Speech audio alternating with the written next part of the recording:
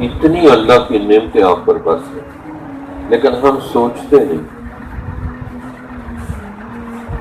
بس کوئی مشکل آ گئی، مصیبت آ گئی، کوئی مسئلہ ہو گیا، ہر چیز بھلا دیتے.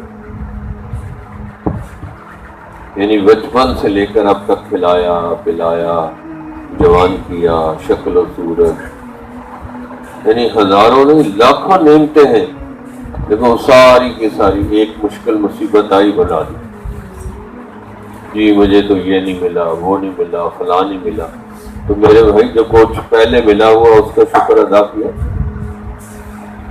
اللہ تو کا وعدہ ہے لئن شکرتم لازیدنکم، اگر پہلی نعمتوں کا شکر ادا کریں گے تب اور ملیں گے.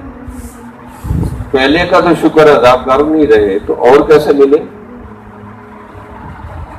اس کے باوجود، ناشکریوں کے باوجود بھی اللہ تعالیٰ آگے نعمتیں دے. کتنے لوگ ہیں نماز نہیں پڑھتے کہ اللہ نے ان کا سانس روک دیا.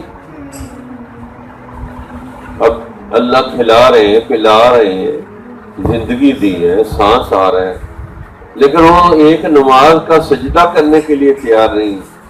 چاہیے تو یہ تھا کہ اس کا رزق بند کر دیتے، سانس بند کر دے، اس کو پاگل خانے میں، جیل میں بھجوا دیتے. اتنی نافرمانی اور ناشکریوں کے بعد پھر بھی اللہ احسانات کر رہے. اب بندہ سوچتا ہی نہیں کبھی کہ اتنے میرے اوپر اللہ کے احسانات ہیں، اتنی مہربانیاں ہیں، اور میں تو کبھی شکر بھی نہیں ادا کرتا. حالانکہ قرآن میں سب سے پہلی آیت ہی شکر والی ہے، الحمدللہ رب العالمین، تاکہ انسان دماغ کے اوپر شکر کا غلبہ رکھے. تو جو بندہ اپنے اوپر شکر کا غلبہ رکھتا ہے، اکثر اوقات اللہ کی نعمتوں کا شکر ادا کرتا ہے، تو اللہ تعالیٰ وہ نعمتیں بھی اس کو دے دیتا ہے اور بھی عطا فرماتا ہے.